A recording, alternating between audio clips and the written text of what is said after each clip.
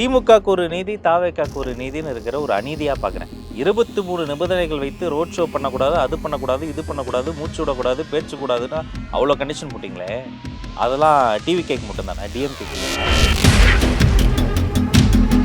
கனிமொழி அவர்களுக்கு பெரியார் விருது கொடுக்கப்பட்டிருக்கு. அவர்கள் அந்த விருதுக்கு தகுதியானவரா? அதெல்லாம் மாற்று கருத்து கிடையாது. பெரியார் விருதை வந்து எழுத்தாளர் இமயம் வந்து அங்கே இருக்கிறாரு, அவர் தரக்கூடாதா? எங்க சார் இருக்கு சட்டம் ஒழுங்கு? வீட்டுக்குள்ளார உண்ணாவிரதம் இருக்கலாமா கூடாதா? இருக்கலாம். சசிகாந்த் செந்தில் இருந்தார். வீட்டுக்குள்ளார உண்ணாவிரதம் இருக்க சசிகாந்த் செந்திலுக்கு உரிமை இருக்குன்னா என்னுடைய தூய்மை தேவதைகளுக்கு உரிமை இல்லையா? அரெஸ்ட் பண்றீங்க. இன்னைக்கு இந்த முப்பெரும் விழாக்கு திமுக வந்து நடந்து வந்துகிட்டு இருக்காரு செய்தியாளர். அவர் பின்னாடியே ஒரு உள்ளாடையை போட்டுக்கிட்டு ஒருத்தர் வந்து நிற்கிறாப்புல. அப்புறம் ஒரு வயசானவர் அந்த ரேம்ப் இருக்குல்ல, அங்கே போய் சிறுநீர் கழிச்சிட்டு இருக்காப்புல. அப்புறம் பொதுவாக இதுக்கு முன்னாடி நடந்த பல ஃபங்க்ஷன்ஸில் வந்து ஆடல் பாடல்னு சொல்லிட்டு ஆபாச நடனம் ஆடுவாங்க, அரைகுறை நடனம். பின்னாடி வந்து திமுக தலைவர்களுடைய ஃபோட்டோஸ்லாம் இருக்கும். ஆனால் அந்த மேடையில் வந்து ரொம்ப கொச்சையான, ஆபாசமான, வக்கரமான நடனம் ஆடி அந்த மக்களை தக்க வைக்கிறதுக்காக பண்ணுவாங்க. அது மாதிரி நாம் கிடையாது. பெரம்பலூரை பொறுத்த வரைக்கும் அந்த பழைய பஸ் ஸ்டாண்டில் பல முறை நான் ஒரு 5 நிமிஷத்தை தாண்டி போயிருக்கேன். அன்றைக்கி தாண்டதுக்கு 1 மணி நேரம் ஆச்சு. போராடி பார்த்தோம். தலைவர் தயாராக இருந்தோம், எங்களாலும். அப்போ அங்கே இருக்கக்கூடிய மக்கள் திரளின் பாதுகாப்பை கருத்தில் கொண்டு தான் அந்த 1 மணியை தாண்டிடுச்சு. காலைல ஆரம்பிச்சது. எல்லாருடைய பாதுகாப்பை கருத்தில் கொண்டு தான் அந்த முடிவுக்கு வந்து நம்ம வந்தோம். லெட்ஸ் டாக் பாலிடிக்ஸ் நேயர்களுக்கு வணக்கம். இன்றைய சிறப்பு நேர்காணலில் தமிழக வெற்றி கழகத்தின் கொள்கை பரப்பு செயலாளர் அண்ணன் ராஜ்மோகன் வந்திருக்கிறார். அவரிடம் பல்வேறு அரசியல் குறித்து கேட்டுப்படலாம். வணக்கண்ணே. வணக்கம். இன்னைக்கு கரூரில் திமுகவுடைய முப்பெரும் விழா நடந்து கொண்டிருக்கிறது. எப்படி பார்க்குறீங்க? திமுகக்கு ஒரு நீதி, தாவேக்காக்கு ஒரு நீதின்னு இருக்கிற ஒரு அநீதியாக பார்க்குறேன். ஏன்? 23 நிபந்தனைகள் வைத்து ரோட் ஷோ பண்ணக்கூடாது, அது பண்ணக்கூடாது, இது பண்ணக்கூடாது, மூச்சு விடக்கூடாது, பேச்சு கூடாதுன்னா அவ்வளோ கண்டிஷன் போட்டிங்களே. அதெல்லாம் டிவிகேக்கு மட்டும் தானே, டிஎம்கேக்கு இல்லையா? எத்தனை வண்டியை வச்சு ரோடை இது பண்ணி கொண்டு வந்தீங்க? இப்போ போக்குவரத்துக்கு இடையூறு வரலையா? எங்கெங்கிறதெல்லாம் ஆள் சேர்த்து கூட்டு அப்படியே வண்டியாக வச்சு கொண்டு வந்தீங்க. எத்தனை தனியார் வண்டிகள், எத்தனை அரசு இயந்திரங்கள், ஒட்டுமொத்தமாக அரசு அதிகாரத்தை துஷ்பிரயோகம் பண்ணதற்கான ஒரு கிளாசிக் கல்ட் எக்ஸாம்பிளாக இந்த ஈவெண்ட் மாதிரி இருக்கு. அதையும் தாண்டி மதிய நேரத்திலலாம் போட்டிக்கு நம்ம பண்ணால் அவங்களும் போட்டி கொண்டு பண்ணுவாங்கல்ல. நம்ம ஆர்கானிக்காக ரோட் ஷோ வந்தால் அவங்க அவசரப்பட்டு ரோட் ஷோ பண்ணுவாங்கல்ல, அது மாதிரிலாம் அதை போட்டிருந்தாங்க. அந்த எம்டி சேர்ஸை எல்லாம் பார்க்கிற பொழுது நிறைய மீம் கிரியேட்டர்ஸ்லாம் அதை எள்ளி நகையாடி இருந்தாங்க. ஒட்டுமொத்தத்தில் முப்பெரும் விழா வந்து திமுக இந்த வருஷம் பண்ண முப்பெரும் விழா வந்து ஏதோ போட்டிக்கு பண்ண மாதிரியே ஒரு ஃபீல் இருந்தது. இதில் இன்னொரு விஷயத்த முக்கியமாக பார்க்கணும். இப்போது அரசு அனுமதிக்கப்பட்ட வாகனத்தில் தான் பொதுக்கூட்டங்கள், மாநாடுகள்லாம் செல்லணும்னு சொல்கிறாங்க. ஆனால் இன்றைக்கி நடக்கிற கூட்டத்தில் பார்த்தாக்கா இந்த டெம்போ இருக்குல்ல, அந்த டாடா ஏசி, இது போன்ற ஆபத்தான விளைவிக்கக்கூடிய வாகனங்களில் பயணப்பட்டு வராங்க. அரசு பஸ், ஏராளமான பஸ்ஸுகள் கொண்டு வரப்பட்டிருக்கு. முக்கியமாக என்னன்னாக்கா, இன்றைக்கி ரொம்ப நாளுக்கு பிறகு இன்றைக்கி முதலமைச்சர் வேலில் ரோட் ஷோ அப்படி கையை பார்த்து கும்பிட்டுட்டு வராரு. இது எங்கேயோ யாரோ பார்த்து காப்பி அடித்த மாதிரி இருக்கு. இல்லை பண்ணட்டுங்க, அதனால அவர் பண்ணட்டும். நல்ல விஷயங்களை ஒருத்தங்க பண்ணும்போது அதை பார்த்து இன்ஃப்ளூயன்ஸ் ஆகி பண்ணுறது நல்லது தான். ஆனால் நல்ல விஷயங்களை நல்லவங்க பண்ணும்போது இது நல்ல விஷயமே கிடையாது, இவங்க நல்லவங்களே இல்லைன்னு சொல்லிட்டு அப்படியே அந்த பக்கம் போயிட்டு மறு வச்சுக்கிட்டு நாம பண்ணி அவங்க பண்ணுறதுக்கு பேர் காப்பி அடிக்கிறதுன்னு நீங்கள் சொல்கிற மாதிரி தான் சொல்லணும். அவர் 2-3 நாள் முன்னாடி இன்னொன்று சொன்னார். கிருஷ்ணகிரியில் பேச போனபோது நான் முன்னதாகவே வந்திருக்கணும், வழி நெடுக மக்கள் திரண்டு வந்து எனக்கு ரோட் ஷோ பண்ணிட்டாங்க, அதனால் காலதாமதம் ஆயிடுச்சுன்ற மாதிரி மாண்புமிகு முதலமைச்சர் அண்ணன் வந்து குறிப்பிட்டிருந்தார். அதை கூட நிறைய பேர் சோஷியல் மீடியாவில் கிண்டல் பண்ணியிருந்தாங்க. யாருக்கு எது பொருத்தமாக இருக்குன்ற ஒரு பொருத்தப்பாடு இருக்குல்ல. டி நகரில் கூட தான் நரேந்திர மோடி ரோட் ஷோ பண்ணார். இப்போ நான் சொன்ன பிறகு தான் உங்களுக்கு அது நினைவுக்கு ஒரு ஆமால அப்படி ஒரு சம்பவம் நடந்ததில்லை அப்படின்னு. ஆனால் இங்கே திருச்சியில், அரியலூரில், பெரம்பலூரில், அடுத்து நாகப்பட்டினத்தில், அடுத்து தமிழ்நாடு முழுக்க மக்களின் தன்னெழுச்சியால் வரக்கூடிய கூட்டம். சத்தியமாக நாங்கள் திட்டமிட்டு இந்த ரோட் ஷோலாம் பண்ணுறது கிடையாது. ஆனால் மக்கள் எந்த முன்திட்டமோ எதுவுமே இல்லாமல் ஒரு தன்னெழுச்சியாக வராங்க. இது ஒரு வேவ், இது ஒரு அலை, இது மக்களின் பால் இருக்கக்கூடிய ஒரு ஈர்ப்பு விசை, புவி ஈர்ப்பு விசை மாதிரி இது விஜய் ஈர்ப்பு விசை. இதை நான் போல செய்தல்னு சொல்லுவோம்ல, இமிட்டேட் பண்ணுறது. அப்படி யார் இமிட்டேட் பண்ண ட்ரை பண்ணாலுமே அது பிளண்டர் ஆகிடும், அது நெகட்டிவ் ஆகிடும், அது ஒரு ட்ரால் மெட்டீரியலாக ஆகிடும். அதுதான் இங்கே நடந்துக்கிட்டு இருக்கு. அப்புறம் அவங்க வந்து நிறைய விஷயங்கள், நிறைய அங்கே வந்து அந்த இடத்துக்கு வந்து கூட்டு வர்றதுக்கான ஆட்களை கூட்டு வர்றதுக்கு அவங்க பண்ண பகிரத முயற்சிகள் இருக்குல்ல, அது எல்லாமே கிரவுண்டில் அவங்களுக்கே புரியும், அவங்க கடைசிக்கே தெரியும். ஓஹோ, இப்போ நமக்கு ஆர்கானிக்காக கூட்டம் வரல, இப்போ நம்ம காசு கொடுத்து தான் கூட்டு வரணும். இந்த நகைச்சுவை காட்சியில் சொல்லுவாங்களே, டெம்போலாம் வச்சு கடத்தி வந்திருக்கீங்க சார், பார்த்து போட்டு சார், அது மாதிரியான காட்சிகள் தான் பார்க்கறது அவங்க எக்ஸ்போஸ் ஆகிறாங்க. They are getting exposed. இல்ல அப்படியே நீங்க காசு குடுத்து வந்தாலும் ஒரு விஜய்க்கு கூடுன கூட்டம் அந்த ஒரு மாஸ் கிரியேஷன் இல்ல அப்படிங்கிற மாரி தான் நம்ம பார்க்கும்போது தோணுது. இதுலேருந்து எப்படி திமுகவுடைய வீழ்ச்சி நம்ம எடுத்துக்கலாமா? இல்ல எப்படி பார்க்கறது? திமுகவுடைய வீழ்ச்சி துவங்கி ரொம்ப நாள் ஆச்சு. ஒரு வகையில திமுகவுடைய வீழ்ச்சிக்கு முதன்மை காரணம் திமுகவே தான். அவங்க இந்த ஆட்சிய வந்து முன் எப்போதும் இல்லாத அளவுக்கு ஒரு புன்னுலகத்தை படைப்போம்னு 500 சொச்சம் ப்ராமிசஸ் குடுத்து, அதுல 98% நிறைவேத்திட்டேன் அப்படின்னா, 500 சில்லறைல 98% பெர்சன்டேஜ் போட்டீங்கன்னா, அரவுண்ட் 400 வரும்னு நெனைக்கிறேன்.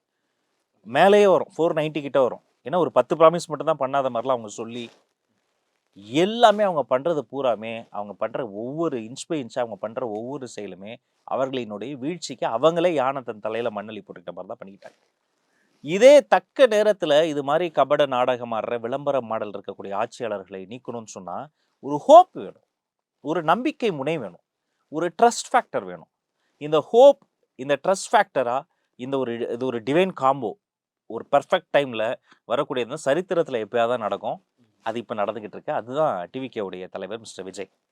நான் கண்ணால பார்த்தத சொல்றேன் தம்பி. அந்த கூட்டத்தெல்லாம் நீங்க கூட்டவே முடியாது. நிச்சயமா பார்க்குறோம். தலைகீழானால முடியாது. நான் சேலஞ்ச் பண்றேன். நீங்க எத்தனை ட்ரான் ஷாட் வச்சு பார்த்தாலும் பார்த்துக்கிட்டே இருக்கலாம். என்னடா இது கும்பமேளா மாரி இருக்கு. நம்ம சங்க இலக்கியத்துல படிப்போம்ல, இந்திர விழா மாரி இருக்கு. ஒவ்வொரு நாளும் ஒரு பண்டிகை வரும்ல, ஒரே நாள்ல எல்லா பண்டிகையும் வந்த மாரி இருக்கு. யாருக்காவது ஏதாவது ஒரு பிரச்சனைனா எல்லாரும் மீதி பேர்ல சேர்ந்து பிரச்சனை பண்ணுவாங்கல்ல, இங்க பிரச்சனைகள அவர்களே சமாளிச்சு அவங்களே சரி பண்ணிக்கிறாங்க. தமிழர்கள் வந்தாங்க, தன்னார்வலர்கள் வந்தாங்க, தாய்மார்கள் வந்தாங்க, துடிப்பான இளைஞர்கள் வந்தாங்க, படித்துக் கொண்டிருந்த பிள்ளைகள் வந்தாங்க, அவர்தம் பெற்றோர்கள் வந்தாங்க, கையில் கை குழந்தைகளை தூக்கிட்டு வந்து அங்க பாரு மாமா பாருன்னு காமிச்சாங்க, அங்க பாரு தலைவர் பாருன்னு காமிச்சாங்க. அந்த துண்டு இருக்குல்ல, இந்த துண்டு என்ன ஒரு ரூ. 20 ரூ. 30 இருக்குமா? இந்த இந்த துண்ட வந்து அவங்க தோள்ல போடுறது இருக்குல்ல, அது சாதாரணமா போட மாட்டாங்க.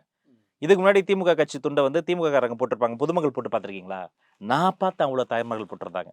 ஆமா, நான் பார்த்த அவ்வளோ பெண்கள் பெரியவங்க. போட்டிருந்தது பெண்கள் போட்டிருந்தாங்க தம்பி. பர்தா போட்டு, புர்கா போட்டு, மேல கட்சி துண்ட போட்டுக்கிட்டு, நம்மள பார்த்து அப்படியே ஹாய் சொல்றாங்க. நாங்க இப்படி தம்ஸ் அப் பண்றாங்க. இந்த கூட்டத்த இந்த ஜென்மத்துல இந்த நாட்டுல இருக்கிற எந்த பொலிட்டீஷியனும் பண்ணவே முடியாது. வாய்ப்பில்ல ராஜா தான் சொல்லுவேன். ஒரு புறம் நீங்க இப்ப இது தன்னடிச்சா கூடுன கூட்டம்னு வந்து நீங்க குறிப்பிட்டிருந்தீங்க. நம்ம அத பார்த்திருந்தோம். இந்த பக்கம் கிட்டத்தட்ட 20க்கும் மேற்பட்ட அமைச்சர்கள் பல நாட்களாக மக்களுடைய பணிலாம் விட்டுட்டு போய் அங்க இருந்து வேலை செஞ்சதா சொல்லப்படுது. அப்புறம் அதிமுகலேருந்து திமுகவுல இணைந்த முன்னாள் அமைச்சர் செந்தில் பாலாஜிய இவரு ஆற்றல் வீரர், செயல் வீரர்லாம் முதலமைச்சர் அப்படின்னு போற்றுறாரு. அவரு இருந்தும் இன்னைக்கு அந்த மாநாடு ஒரு நினைச்ச அளவுக்கு கூட்டம் கூடல அப்படிங்கிறது தான். நீங்க பாலிடிக்ஸ ஃபாலோ பண்றீங்க. ம். பல ஊடகங்கள தொடர்ந்து ஃபாலோ பண்றீங்க. தமிழ்நாட்டுல எத்தனை அமைச்சர்? கெஸ் பண்ணுங்க. அமைச்சர்கள் பட்டியல் எவ்வளவு இருக்கும்? சும்மா கெஸ் பண்ணுங்க. 35க்கும் மேற்பட்ட அமைச்சர்கள் இருக்கிறாங்க. 35. அதுல முதலமைச்சரை விட்டுருங்க. 34. இப்போ 34 அமைச்சர்கள் இருக்காங்களா? இல்ல. 2 விக்கெட் காலி. பொன்முடி ஐயா இப்ப அமைச்சர் கிடையாது. கிடையாது. செந்தில் பாலாஜி கோர்ட் வந்து காலி துப்பிருச்சு. இப்போ 32 அமைச்சர்கள் தான் இருக்காங்க. செந்தில் பாலாஜி இப்ப அமைச்சரே கிடையாது. அவரே அமைச்சர் கிடையாது. செந்தில் பாலாஜி அவர்களுடைய தம்பி யாரு? அசோக். அமைச்சரா? ஆமா, நேத்து பார்த்தோம். அசோக் அவங்க. கட்சியில அவர் மெம்பரா? துணை பொதுச் செயலாளரா? இப்ப அண்ணா ஆராசா துணை பொதுச் செயலாளர். இளையராஜா ஃபங்க்ஷன்ல அவரே 2வது ரோல உட்கார வச்சுட்டு இன்ப நிதியை முதல் ரோல உட்கார வச்சிங்க. உங்க சாய்ஸ். ஆனா பக்கத்துல வைகோ அவர்களையும் உட்கார வச்சு அப்படி உள்ளுக்குள்ளாரே அரவணைச்சு ஒரு குத்துறது இருக்குல்ல, அவங்க சாய்ஸ். என்னுடைய கேள்வி என்னன்னா, செந்தில் பாலாஜி அவர்கள் கரூர்ல கூட்டம் நடத்துறாரு, கூட்டுறாரு, எப்படியோ கூட்டுறாரு. அவருடைய சகோதரர்களுக்கு அங்க என்ன வேலை? ஓப்பனா வராரு. இந்த தலைமறைவா இருக்காருன்னு ஒரு பட்டியல் தருவாங்க எப்போதுமே. அந்த பட்டியல் அவர் தொடக்கி இப்ப அந்த ஒரு பெரிய கேஸ் போச்சு ரத்திஷ் அமலாக்கத்துறையோட இப்ப தேடிட்டு இருந்தது. எங்கேயும் தேடி அவரை வந்து கண்டுபிடிக்க முடியல. லண்டன்ல உலகத்திலேயே இருக்காரு. இவ்வளவு வெளிப்படையா யாரும் தலைமறைவா இருக்கவே முடியாது. அதனால முழுக்க இத மக்கள் பார்த்துக்கிட்டு இருக்காங்க. சட்டம் ஒழுங்கை பற்றி கிஞ்சித்தும் கவலை இல்லாத ஐ டோன்ட் கேர்ன்ற ஒரு பாலிசி இருக்குல்ல, அப்படி கிஞ்சித்தும் கவலை இல்லாத ஒரு ஓப்பனா இருக்கக்கூடிய ஒரு அசுரத்தனமான பலத்தோடு இருப்பதாக நம்பக்கூடிய, எல்லாத்தையும் எடுத்தெறிந்து பேசக்கூடிய, எல்லாத்தையும் பார்த்துக்கலாம்னு ஓவர் கான்ஃபிடென்ட்டா இருக்கக்கூடிய ஒரு கூட்டமாக தான் அந்த கூட்டம் இருக்கு. அண்ட் அவர் அதை ஆர்கனைஸ் பண்றாரு. இப்ப மாறி மாறி எல்லாரும் இவர் அவரை பாராட்ட, அவர் இவரை பாராட்ட, நடுவுல மழை வந்து கொட்ட, நல்ல என்டர்டெயின்மெண்ட். நியூஸ் பார்க்குறவங்களுக்கு நல்ல என்டர்டெயின்மெண்ட். இல்ல இதை வச்சு பார்க்கும்பொழுது இன்னைக்கு அமைச்சருக்குள்ளே ஒரு போட்டி வரும் போல இருக்கு. ஏன்னா ஓவரா செந்தில் பாலாஜி புகழ்ந்து பேசுறாரு. அதிமுகல இருந்து வந்த செந்தில் பாலாஜி. அதோடைய விளைவுதான் ம். அண்ணன் மா சுப்பிரமணியன் அவர்கள். அவர் சீனியர் மினிஸ்டர், எனக்கு அவர் ரொம்ப பிடிக்கும். பல டஃப்பான ப்ரொஃபைல்ஸ் ஹேண்டில் பண்ணவர். அவரு தன்னிலை மறந்து என்ன சொல்லிட்டாரு, சினிமாவின் உச்சத்தை விட்டு வந்த உதயநிதி ஸ்டாலின் அவர்களேன்ற மாதிரி சொல்லிட்டாரு. இது இல்ல அவர் தண்ணியில மறந்து தான் சொல்லினாரா இல்ல உண்மையா தான் சொல்லியிருக்காரு? ஒரு எக்ஸாஜரேட் பண்ணி சொல்லிட்டாருங்க. ம். வேற என்னங்க பண்ணுவாரு அவரு? ஆளுக்கு ஏதாவது ஒண்ணு பண்ணிக்கிட்டே இருக்கீங்க. இல்ல அவரு பார்த்த சினிமாவா அவர் சொல்லியிருக்காரு. ஏங்க, இல்ல அவரு ரொம்ப நாளா கொஞ்சமாவது பொருத்தமா சொல்லணும்ல. ம். அது வந்து உதயநிதி அவர்களினுடைய தரப்புல இருக்கக்கூடியவங்கள அத ரசிக்க மாட்டாங்க. அது வந்து பண்ணாத ஒரு விஷயத்த, இல்லாத ஒரு விஷயத்த சொல்லும்போது அது ஏன்னா, இந்த நீங்க சொல்றீங்கல்ல, அவங்களுக்குள்ளார ஒரு போட்டின்னு. அது ஆரோக்கியமான போட்டியா இருக்கணும். மக்கள் பிரச்சனைகள தீர்க்கறதுல காட்டுங்கய்யா. மனுக்கள ரிசீவ் பண்ணி அத சால்வ் பண்றதுல காட்டுங்கய்யா. கொண்டு போய் வைகை ஆத்துல வீசிட்டு அதுக்கப்புறமேட்டு நியூஸ்ல வந்த பிறகு அத டேமேஜ் கண்ட்ரோல் பண்றதுல காட்டுறீங்க. பிரச்சனைய சால்வ் பண்றதுல போட்டி காட்டுங்க. ம். நல்லது செய்றதுல போட்டிய காட்டுங்க. இந்த சின்சாக் அடிக்கிறதுல போட்டி காமிச்சு, கஷ்டம் தான். இந்த வாட்டி ரொம்ப கஷ்டம். இதுல மறுபுறம் கனிமொழி அவர்களுக்கு பெரியார் விருது கொடுக்கப்பட்டிருக்கு. ம். இத எப்படி பார்க்குறீங்க? இல்ல அக்கா மேடம் கனிமொழி அவர்கள் வந்து, அவர்கள் அந்த விருதுக்கு தகுதியானவரா? தகுதியானவர் தான். அதெல்லாம் மாற்று கருத்து கிடையாது. ஆனா அந்த விருது குடும்பத்தில் இருப்பவர்களுக்கு மட்டும் தான் குடுக்க வேண்டுமான்ற ஒரு கேள்வி வருது. கேள்வி வருதுல்ல. ஆமா. இப்ப டக்குன்னு சொல்றேன். எனக்கு தெரிந்த எக்ஸாம்பிள் சொல்றேன். இப்ப பெரியார் விருத வந்து எழுத்தாளர் இமயம் வந்து அங்க இருக்கிறாரு. அவர் தரக்கூடாதா? சகோதரர் தமிழன் பிரசன்னா இருக்கிறாரு. அவருக்கு தரக்கூடாதா? இல்ல அண்ணா ஆராசா இருக்காங்க. நிச்சயமாக. அவங்களுக்கு தரக்கூடாதா? டிசர்விங் கேண்டிடேட்ஸ் வந்து அங்க லிஸ்ட் ரொம்ப பெருசு இருக்கு. அவங்களுக்கு தராம இவங்க தர்றது என்ன தெரியுமா? என்னது அது? சொல்லுங்க பாப்போம். கட்சியில பிளவு ஏற்படாம. அவ்வளோதான். அது ம். ஒரு டேமேஜ் கண்ட்ரோல் தான். ம். அவங்க சைடுல இருந்து எந்த பிரச்சனையும் வரக்கூடாது. எதிர்ப்பு ஒரு பக்கம் வந்துடக்கூடாது. உதயநிதி சார எஸ்கலேட் பண்ற அன்னைக்கு, அவர துணை முதலமைச்சர் ஆக்குற அன்னைக்கு, கனிமொழி மேடம் ஒரு ஃபோட்டோ போட்டாய்ங்க. கனிமொழிக்கு மேடம்க்கு பின்னாடி கலைஞர் மட்டுமே இருப்பார். அந்த மேடையில போடியம் நிக்கும்போது அப்படி அப்படி ஒரு சில் அவுட்ல அப்படி ஜூம் அவுட்ல வந்து கலைஞர் இருப்பார். என்ன இண்டிகேட் பண்றாங்கன்னு இருக்குல்ல, எனக்கு யாருமே இல்ல. எனக்கு கலைஞர் இருக்கிறாரு. நான் கலைஞருடைய பொண்ணுடா அப்படின்னு அவங்க கெத்தா அவங்க வந்து நின்னாங்க. ஸோ அவங்கள அப்படி இது பண்றதுக்காக, அவங்கள கொஞ்சம் அப்படி சமாதானப்படுத்துறதுக்காக, இந்த பெரியார் விருதெல்லாம் குடுத்து பண்றாங்க. மத்தபடி அவங்க அதுக்கு பொருத்தமானவங்கன்னு அதுல மாற்று கருத்து இல்ல. ஆனா திரும்ப திரும்ப சுத்தி சுத்தி குடும்பத்துக்குள்ளாரயே இப்படி பல அணிகள வச்சுக்கிட்டு, ஓரணியில் தமிழ்நாடு, ஓரணியில் தமிழ்நாடுன்னு அவங்க கேம்பெயினுக்கு வர்றத பார்க்கும்போது ஆச்சரியமா இருக்கு. இன்ப நிதிக்கு ஏதாவது அடுத்த முறையாவது கொடுக்கப்படலாம்னு வாய்ப்பு எதிர்பார்க்கிறீங்க? இருக்கு, வாய்ப்பு இருக்கு. அது அவங்க ம். எஸ்கலேட் பண்ணிட்டே தான் இருப்பாங்க. ஆல்ரெடி கார்ப்பரேட்ஸ் கம்பெனிஸ்லலாம் அவர் வந்து அந்த பொசிஷன்ஸ்க்குலாம் கொண்டு வந்துட்டாங்க. டெலிபரேட்டா அவர வந்து கொஞ்சம் முன்னாடி காட்டுறாங்க. ஏன்னா, அப்புறம் ரொம்ப லேட்டாவும் வந்துரக்கூடாதுங்கிறதுக்காக கொஞ்சம் கொஞ்சமா அது காயின் ஆகுது. அது எக்ஸ்பெக்டட் தான். இல்லன்னா இட்லி கடை போஸ்டர்ல அவர் பேர் வர்றதுக்கு வாய்ப்பே கிடையாது. இல்லன்னா இவ்ளோ பெரிய இளையராஜா சார் ஃபங்ஷன்ல, ரஜினி, கமல் அவங்கலாம் கலந்துக்கிற ஃபங்ஷன்ல, வைகோ அவர்கள் கம்யூனிஸ்ட் தோழர்கள் அந்த பக்கம் வச்சுட்டு அவர இங்க உட்கார வைக்கிறதுக்குலாம் வாய்ப்பு கிடையாது. அது அவங்களுடைய அவங்க வழக்கமா பண்றது தான். அதனால இன்னும் அதிகமாகும்னு நான் கெஸ் பண்றேன். இனி போக போக. முதலமைச்சர் தன்னுடைய எக்ஸ் தளத்துல அந்த ப்ரொஃபைல் வைக்கிற இடத்துல தமிழ்நாட்டை தலை குனிய விடமாட்டேன் அப்படின்னு மாத்திருக்காரு. இது பல இடங்கள்ல விளம்பரங்கள்லாம் செய்யப்பட்டு வருது. எங்க தலை குனிய விட மாட்டாரு? யாருகிட்ட இருந்து? ஒண்ணும் புரியலையே. ஆல்ரெடி தலகுனிய ஆரம்பிச்சிருச்சுல்ல. எதுல? என்சிஆர்பி டேட்டா எடுத்து பாருங்க. ம். கிரைம் அகைன்ஸ்ட் உமன் தமிழ்நாட்டுல. தமிழ்நாட்டுல கிரைம் அகைன்ஸ்ட் உமன் ம். என்சிஆர்பி டேட்டா 2020ல எவ்வளோ இருந்தது, 2021ல எவ்வளோ இருந்தது, 2022ல எவ்வளோ இருந்ததுன்னு பாருங்க. சரி இந்த வருஷத்துக்கு வாங்க. கல்விக்கு நிதி ஒதுக்கிய மாநிலங்களினுடைய பட்டியல் இருக்குல்ல, தமிழ்நாடு எந்த இடத்துல இருக்கு பாருங்க. நான் கூட சொல்லல. நீங்க அத கூகுள் பண்ணுங்க. இந்த இன்டர்வியூ முடிச்சோன பாருங்க. ஆல்ரெடி தலை குனிஞ்சிருச்சுங்க. கல்வியில் சிறந்த தமிழ்நாடு. 200 சொச்சம் ஸ்கூல மூடுறீங்க. கேட்டா என்ரோல்மென்ட் ரேஷியோ இல்லன்னா மூடத்தானே வேணும்னு நீங்க கேட்குறீங்க. ஆனா என்ரோல்மென்ட் ரேஷியோ ஏன் குறைஞ்சு போச்சுன்னு மக்கள் கேட்குறாங்கல்ல. கல்வியில் சிறந்த தமிழ்நாடு. திடீர்னு ஸ்கூல்ல வடிவ ஸ்கூல் சீட்டிங்ஸ் அப்படின்ட்டாய்ங்க. அதாவது அந்த வடிவத்துல இப்படி இப்படி இப்படி உட்கார்றோம்ல அப்படி இல்லாம, வடிவத்துல பசங்க உட்காந்து இப்படிலாம் சைடு உட்காந்து இப்படி தான் பார்க்கணும் சார. சரி இது எங்க ஏதாவது மண்டல் கமிஷன் மாதிரி ஏதாவது ஆய்வுக்குழு வச்சாங்களான்னா, இல்ல மலையாள படத்துல இருந்து பார்த்து ஆய்வு பண்ணி எடுத்தோன்றாய்ங்க. எல்லாரும் அப்புறம் திட்ட ஆரம்பிச்ச பாரு, இல்ல அது வந்து நாங்க இன்னும் ஜியோ போடலன்னு அப்புறம் இத மாத்திட்டாய்ங்க. இப்படி ஒரு எந்த ஒரு விஷயத்தையுமே, எதையுமே தமிழ்நாட்ட வந்து தலைகுனிய விடமாட்டேன்னு அவர் சொல்றதே. இது கூட ஆல்ரெடி தலைகுனிய தொடங்கி அந்த விஷயத்த உணர்ந்து தான், அத டேமேஜ் கண்ட்ரோல் பண்றேன் பேர்வழின்ற பேர்ல தான் இந்த சாய்ஸ் ஆஃப் வேர்ட்ஸ்க்கே அவங்க வராங்க. இந்தியா ஒளிர்கிறது அப்படின்னு ஒரு முறை வாஜ்பாய் சொன்னார் தெரியுமா? இந்தியா ஷைனிங்ட்டு பயங்கரமா விளம்பரப்படுத்துறாங்க. அது அவங்களுக்கு நெகட்டிவா போச்சு. அதே மாதிரி தொடரட்டும் இந்த பொற்காலம். கலைஞர் ஐயா ஒரு கேம்பெயின் பண்ணாரு. தொடரட்டும் இந்த பொற்காலம். அதுதான் உங்களுடைய கடைசி காலமா மாறி போச்சு. அடுத்த எலக்ஷன்ல பெரிய அடி வாங்குனாங்க. அதே மாதிரி இப்போ நான் தலைகுனிய விடமாட்டேன் அப்படின்னு அவர் சொல்றது என்னன்னா, இப்ப நடக்கிறத வந்து மூடி மறைப்பதற்கான ஒரு சால்சாப்பு வார்த்தை இதெல்லாம் அதுல வந்து இந்த இந்த வார்த்தைகளை தேர்ந்தெடுப்பது, அத ஒரு நரேட்டிவா கன்ஸ்ட்ரக்ட் பண்றது, அதுக்கு பல்லாயிரம் கோடி செலவு பண்ணி விளம்பரம் பண்றது, அதுக்கு பதிலா அவங்க ஒண்ணு பண்ணியிருக்கலாம். சொன்னத செஞ்சிருக்கலாம். குடுத்த வாக்குறுதிக்கு வேலை பார்த்திருக்கலாம். குடும்ப பற்ற தாண்டி தள்ளி வச்சுட்டு கொள்கையோட நின்னுருக்கலாம். இந்த ஒரு கவர்மெண்ட்லயாவது நேர்மையா வேலை பார்க்கலாம். இந்த ஒரு 5 வருஷத்துலயே நேர்மையா வேலை பார்த்திருக்கலாம்னு அதிகாரிகள முடக்கி விட்டுருக்கலாம். அதிகாரத்தில் இருக்கக்கூடிய ஒவ்வொரு மாவட்டத்தில இருக்கக்கூடியவங்கள சாதி வெறி இல்லாம பார்த்திருக்கலாம். சட்டம் ஒழுங்கை சீர்குலையாம தடுத்திருக்கலாம். இதை எதுவுமே பண்ணாம நான் தலைகுனிய விட மாட்டேன் விளம்பரம் மட்டும் பண்ணா அதான் நம்மால் போட்டடிக்கிறார். இது விளம்பர மாடல். இப்போ சமீபத்துல கூட அவர் செல்லுகிற இடமெல்லாம் தமிழ்நாட்டுல சட்ட ஒழுங்கு தான் கையில வச்சிருக்க எந்த ஒரு இது இல்ல. பட்டியலிடுறாரு. அதிமுக ஆட்சியை விட இந்த ஆட்சியில வந்து நாங்க குறைச்சிருக்கோம் எண்ணிக்கைய. குறைச்சிருக்கோம். போக போக குறைச்சிரும் அப்படின்னு சொல்றாரு. இல்லைங்க, NCRB சமீபத்துல கூட டேட்டாவை இப்ப மயிலாடுதுறையில நேற்று ராணுவ படுகொலை நடந்துகிட்டு நடந்திருக்கிறது. தான் இருக்குங்க. ம். NCRB டேட்டாவை வந்து மேட்டர் ஆஃப் செவரல் கிளிக்ஸ் 2024 உடைய டேட்டாவை ஒரு கிளிக்ஸில் கொண்டு வந்துடலாம். ஆனால் அதை கொண்டே வர மாட்டாங்க சிஸ்டமில். 2024 வர்றதுக்கு நம்ம இன்னும் கொஞ்சம் காலம் வெயிட் பண்ணணும். அதுக்குள்ளே 2026 வந்துடும். அதுலேயும் NCRB டேட்டாலே நிறைய டேட்டா பேஸ் இருக்கும். அதில் பர்டிகுலராக எதெல்லாம் கொஞ்சம் ஒரு 10 கேஸ் 15 கேஸ் குறைஞ்சிருக்கோ அதை எடுத்து போட்டு விளம்பரப்படுத்துகிறாங்க இருக்கு. இதில் தான் அவங்க கண்ணும் கருத்துமாக இருக்கிறாங்க. எங்கே சட்டம் ஒழுங்கு சீரோடு இருக்குது? மணல் கடத்தலை தட்டி கேட்ட சுற்றுச்சூழல் ஆர்வலர்கள் செத்தவங்க ஒருத்தர் கிடையாது. செத்தவங்க பட்டியல் இருக்கு. போலீஸ் ஸ்டேஷன் போனால் பெண்களுக்கு பாதுகாப்பு, போலீஸ் ஸ்டேஷன் வர பெண்களுக்கு போலீஸிடமிருந்து பாதுகாப்பு இல்லைன்னு கம்யூனிஸ்ட் தோழர்கள் அந்த மாதர் சங்கம் போராடிய வரலாறு இருக்கு. பொது உடைமையை காப்போம் காப்போம்னு சொல்லிட்டு சாம்சங் ஆரம்பித்து தூய்மை தொழிலாளர் போராட்டம் வரைக்கும் அவர்களை அடித்து உதைத்து துன்புறுத்திய அந்த காட்சிகள் காணொளிகள் இன்னும் யூடியூப்ல இருக்கு. திமுகவில் இருக்கக்கூடிய இன்னும் ஒருத்தர் 2 பேர் மனசாட்சியோட இருப்பாங்களே அவங்களே எழுதுறாங்க. தூய்மை தொழிலாளர் போராட்டம் இவங்க தப்பா ஹேண்டில் பண்றீங்க அவங்களே எழுதுறாங்க. எங்க சார் இருக்கு சட்டம் ஒழுங்கு? வீட்டுக்குள்ளார உண்ணாவிரதம் இருக்கலாமா கூடாதா? இருக்கலாம். சசிகாந்த் செந்தில் இருந்தாரு.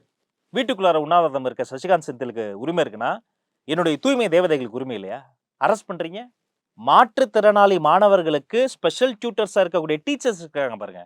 அவங்க ஒரு 10-15 பேர் அவங்க ஆந்திரால இருக்கிற மாதிரி எங்களுக்கும் அந்த PF பெனிஃபிட்ஸ்லாம் வேணும்னு போராட அனுமதி இருக்கா இல்லையா? அனுமதி தான் கேட்கிறேன். கண்டிப்பா. போராட எல்லாருக்கும் 5வது நியாயமான ஒரு நிமிஷம் விஷயம் கடத்தி தானே. கொண்டு போய் பிரிச்சு மயிலாப்பூர்ல ஒரு பக்கம் மெரினா ஒரு பக்கம் பிரிச்சு விடுறீங்க. விடிசவால் மனிதர்களில் தொடங்கி விழிப்புணர்வோடு இருக்கக்கூடிய சமூக ஆர்வலர்கள் வரைக்கும் யாருக்கும் பாதுகாப்பை உறுதிப்படுத்தாம வெறுமனே சட்டம் ஒழுங்கு யாரும் குறை சொல்ல முடியாதுன்னா பாட்டிமாவை பிடிக்க தனிப்பட அமைச்சாங்களே அதை மைண்ட்ல வச்சு சொல்றாரா என்னன்னு தெரியல. உண்மையிலே இது வந்து அரசியலுக்கு அப்பாற்பட்டு சட்டம் ஒழுங்கு அந்த அளவுக்குலாம் ஒன்றும் இல்லை. திருச்சியில தாவேகா சார்பில் நடந்த மக்கள் சந்திப்பு கூட்டத்துல சில தொண்டர்கள் வந்து ஒரு உற்சாகத்துல வந்து ஒரு செய்தியாளரிடம், ஒரு ஆங்கில செய்தியாளரிடம் வந்து துண்டை போட்டு ஒரு நிகழ்ச்சி பண்ணாரு. இதை ஊடகங்கள்லாம் இன்னைக்கு சில நபர்கள் உட்காந்து தாவேகா தொண்டர்கள்லாம் யாரும் அரசியல் அமர்த்தப்படலை, அவர்களுக்கு அரசியல் புரிதல் இல்லை அப்படின்ற மாதிரிலாம் சொல்றாங்க. ஸோ உண்மை நடந்தது என்ன, அதனுடைய விளக்கம் என்ன? சற்றொப்ப பல லட்சம் பேர் திரண்டு இருந்த அந்த மக்கள் திரள், கூட்டம் சொல்ல மாட்டேன், மக்கள் திரள், தாய்மார்கள் இருந்தாங்க, தம்பிமார்கள் இருந்தாங்க, படித்தவங்க பாசத்தோடு வந்தவங்களா இருந்த போதும் கூட உற்சாக மிகுதியில் ஒரு இந்த 18 19 அந்த வயசில் இருக்கக்கூடிய அந்த பர்டிகுலர் பாயிண்ட்டை அந்த செக்மெண்ட்டை கண்டு அங்கே தான் நான் நடந்து வந்து பீஸ் டு கேமரா P2C பண்ணுவேன் அப்படின்னு ஒருத்தர் முடிவெடுக்கிறாருன்னா அது அவருடைய சாய்ஸ், அந்த நிருபருடைய சாய்ஸ். கூட்டம் அதிகமாக இருக்கு, நம்ம மாசா காட்டலாம்னு. கூட்டம்னா இன்னும் நான் காட்ட மருத்துவ தோழர்கள் அங்கே எத்தனை பேர் இருந்தாங்க தெரியுமா? மருத்துவ அணியில் எத்தனை பேர்? ஆம்புலன்ஸ், சொந்த ஆம்புலன்ஸ் வச்சுருந்தாங்க. இதெல்லாம் ஊடகத்தில் பேசப்படலையே. பண்ண மாட்டாங்க. சொந்த ஆம்புலன்ஸ் வச்சிருக்காங்க, நாங்கள் இன்னும் யாராவது பைட் போட்டிங்களா? ஒரு கட்சி இத்தனை டாக்டர்ஸை டிப்ளாய் பண்ணியிருக்காங்க, நீங்கள் போட்டிங்களா? மாநாட்டில் தண்ணி பைப் கனெக்ஷன் கொடுத்தோம், அதை போட்டிங்க. இந்த மக்கள் சந்திப்பப்ப வழி நெடுக எந்த இடத்துலையும் யாருக்கும் இடையூறு இல்லாமல் நடந்தே வந்த பல தன்னார்வலர்கள் இருக்காங்க. அவங்கள நீங்கள் ஏதாவது ஷோகேஸ் பண்ணீங்களா? எவ்வளோ எமோஷனல் மூமெண்ட்ஸ் தெரியுமா? எத்தனை பேர் அழுதாங்க, ஆனந்த கண்ணீர் விட்டாங்க. தாய்மார்கள், பாட்டிமார்கள், சின்ன சின்ன யூடியூப் சேனல்ஸ்லாம் எடுத்து போட்டிருக்காங்க. மெயின் ஸ்ட்ரீம் மீடியாவில் ஏதாவது பார்த்தீங்களா? எதுவுமே பண்ண மாட்டாங்க. அதனால உற்சாகம் இதில் 10 தம்பிங்க அப்படி கத்துறது வந்து இதை வைத்து எல்லாரையும் அவங்க தப்பாக ஜட்ஜ் பண்ணுங்கிறது மேபி அவருடைய சாய்ஸ். மற்றபடி அதுவாக இருந்தாலும் ஒரு 10 பேராக இருந்தாலும் 5 பேராக இருந்தாலும் அதில் எனக்கு பெருசாக உடன்பாடு இல்லை. அந்த தம்பிகள் வந்து இது மாதிரி நாம திமுக கிடையாது. இன்னைக்கு இந்த முப்புரம் விழாக்கு திமுகவில் வந்து நடந்து வந்துகிட்டு இருக்காரு செய்தியாளர். அவர் பின்னாடியே ஒரு உள்ளாடையை போட்டுக்கிட்டு ஒருத்தர் வந்து நிற்கிறாப்புல. அப்புறம் ஒரு வயசானவர் அந்த ரேம்ப் இருக்குல்ல அங்கே போய் சிறுநீர் கழிச்சிட்டு இருக்காப்புல. அப்புறம் பொதுவாக இதுக்கு முன்னாடி நடந்த பல ஃபங்க்ஷன்ஸில் வந்து ஆடல் பாடல்னு சொல்லிட்டு ஆபாச நடனம் ஆடுவாங்க, அரைகுறை நடனம் ஆடுவாங்க. பின்னாடி வந்து திமுக தலைவர்களுடைய ஃபோட்டோஸ்லாம் இருக்கும். ஆனால் அந்த மேடையில் வந்து ரொம்ப கொச்சையான ஆபாசமான வக்கரமான நடனம் ஆடி அந்த மக்களை தக்க வைக்கிறதுக்காக பண்ணுவாங்க. அது மாதிரி நாம் கிடையாது. இருந்தாலும் அதிக விமர்சனத்துக்கு ஆளாவதுன்னு எங்களுக்கு புதுசு கிடையாது. நான் நினைக்கிறேன் மீடியாவை பொறுத்த வரைக்கும் தமிழ்நாட்டின் முதலமைச்சராக தாவேகா தலைவர் விஜய் அவர்களை தான் நினைக்கிறாங்க. ஏதோ ஒரு நியூஸ் சேனல் தம்பி பேசும்போது கூட அந்த நிருபர் ஒருத்தர் வாய் தவறி சொல்லிட்டார், முதலமைச்சர் விஜய் அவர்கள் அப்படின்ட்டாரு. நான் கூட சொன்னேன், பரவாயில்ல, அடுத்து நடக்க போகிறத தானே சொன்னார், விடுங்க, அவங்கள அறியாமல் சில சமயம் சில உண்மைகளை சொல்லுவாங்க. அதனால விமர்சனத்துக்கு கண்டு அஞ்சக்கூடியவங்க நாம கிடையாது. மிக தகுதியான, கொள்கையான, காத்திரமான, தலைமை காட்டுற வழிகாட்டு நெறிமுறைகளை அப்படி ஒரு ராணுவ கட்டுப்பாடோடு கட்டி காத்த பல லட்சம் பேரை என் கண்ணால பார்த்தேன் நான் சாட்சி. 2ஆம் கட்ட சுற்றுப்பயணம் டெல்டாவில் வந்து துவங்கப்படலாம்னு இருக்கு. ஏற்கனவே அங்கே நிறைய மக்கள் வந்து கூடுனதுனால அந்த 3 மாவட்டங்கள் வந்து பெரம்பலூரில் பார்க்க முடியாமல் போச்சு. இந்த திட்டம் எப்படி இருக்கும்? பெரம்பலூரை பொறுத்த வரைக்கும் அந்த பழைய பஸ் ஸ்டாண்டை பல முறை நான் ஒரு 5 நிமிஷத்துல தாண்டி போயிருக்கேன். அன்னைக்கு தாண்டறதுக்கு 1 மணி நேரம் ஆச்சு. போராடி பார்த்தோம், முடியல. தலைவர் தயாரா இருந்தார், எங்களால முடியல. அப்ப அங்க இருக்கக்கூடிய மக்கள் திரளின் பாதுகாப்பை கருத்தில் கொண்டுதான் அந்த 1 மணியை தாண்டிருச்சு. காலைல ஆரம்பிச்சது. எல்லாருடைய பாதுகாப்பை கருத்தில் கொண்டுதான் அந்த முடிவுக்கு வந்து நம்ம வந்தோம். பட் அப்பவே முடிவெடுத்துட்டோம், மறுபடியும் இங்க வரத்தான் போறோம். இப்ப அடுத்து வரக்கூடிய ஒவ்வொரு கூட்டத்திலையுமே நான் வந்து சொல்லக்கூடியது ஒண்ணே ஒண்ணுதான். கட்சி நிர்வாகிகள், கேடர்ஸ் அவங்க ப்ராப்ளமே கிடையாது. எனக்கு வந்து ஒரே ஒரு ஆள் போதும். பொதுச் செயலாளருடைய ஒரு பார்வை போதும். நம்மால் நின்னா நிப்பான், உட்கார்னா உட்காருவான், போனா போறோம். அதை தாண்டி பொதுமக்கள், இளைஞர்கள், பாசத்தோடு வரக்கூடியவங்க இருக்காங்கல்ல, அவங்க வந்து அவங்கள நம்ம எதுவுமே சொல்ல முடியாது. அவங்க அன்பை காட்ட வராங்க. I understand. அவரை தலைவர் ஒரு முறை பார்த்துடணும், அவர்கிட்ட பேசிடணும், ஒரு நீங்க ஆர்வத்தில் தான் வராங்க. அடுத்து ஜெயிப்பீங்கன்னா அந்த உறுதிமொழியை அவங்க வந்து அதை ரிஜிஸ்டர் பண்ணணும்னு நினைக்கிறாங்க. I understand. இன்னும் கூட அது அவங்க வந்து கொஞ்சம் கொஞ்சம் பார்த்துட்டு டக்குன்னு அந்த அன்பிற்கு இடையே வேகமாக செல்வதற்கு அவர்கள் அனுமதித்தால் அந்த அன்பும் ஆதரவும் அடுத்த இலக்கை, அடுத்த அந்த ஜியோகிராபிக்கல் பாயிண்ட்ஸுக்கு கொண்டு போய் நம்ம தலைவர் சேர்க்கறதுக்கு எங்களுக்கு ரொம்ப வசதியா இருக்கும், எங்களுக்கு கொஞ்சம் உதவியா இருக்கும் அப்படின்னு நம்ம கேட்டுக்கிறோம். உங்க மூலமா நான் கேட்டுக்கிறேன். இவ்வளோ நேரம் உங்களோட கருத்துக்களை பண்ணுறதுக்கு ரொம்ப நன்றிங்க. நன்றி.